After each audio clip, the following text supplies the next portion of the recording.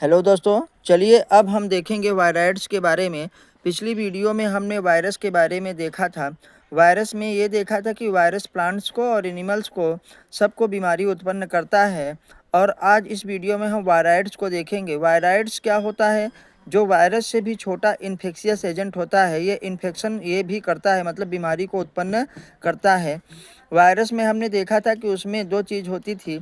एक होता था जेनेटिक मटेरियल और दूसरा चीज़ उसकी जो कवरिंग होती थी, जो प्रोटीन की कैप्सिड होती थी ना। और वायराइड्स में क्या होता है कि कैप्सिड नहीं पाया जाता। वायराइड्स में केवल यही खासियत है कि इसमें केवल जेनेटिक मटेरियल पाया जाता है जो कि इन्फेक्शियस होता है। और इसका जेनेटिक मटेरियल हमारे पास लो मॉलिक्यूलर वेट का क्या होता है, आरएनए होता है। जैसा आपने ये देखा था कि वायरस में या तो डीएनए होगा या आरएनए होगा, लेकिन इसमें ऐसा ऑप्शन नहीं है। इसके पास केवल और केवल लो मॉलिक्यूलर वेट आप क्या होगा, आरएनए होगा, मतलब इसमें डीएनए नहीं पाया जाता है। और वायराइड्स की खोज 1971 में टी.ओ. डायनियर ने की थी। और वायरस की खोज किसने की थी? आपको याद होगा, डीजे इवानेस्की ने कब किया था? 1892 में। और ये क्या है, 1971 में खोजा गया है टी.ओ. डायनियर के द्वारा। और ये क्या है, वायरस के अंदर रहता है, क्योंकि इसके पास कोई अपनी कोड या इसके पास कोई अपनी कवरिंग नहीं होता है। केवल इसमें low molecular weight of RNA होता है, इसलिए ये किसके अंदर पाया जाता है? वायरस के अंदर पाया जाता है। और जैसे वायरस क्या है, बहुत सारी बीमारियां उत्पन्न करता था।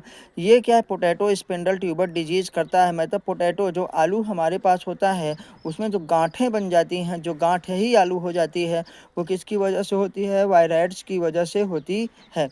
तो इस प्रकार हम लोगों ने वायरस और वायराइड्स को कंपैरिजन करके पढ़ लिया। बस वायरस में आपसे इतना ही पूछा जाएगा, जैसे कि वायरस का जेनेटिक मटेरियल डीएनए या आरएनए होता है, तो वायराइड्स का जेनेटिक मटेरियल क्या होगा? वायराइड्स का जेनेटिक मटेरियल केवल और केवल low molecular weight of RNA होगा।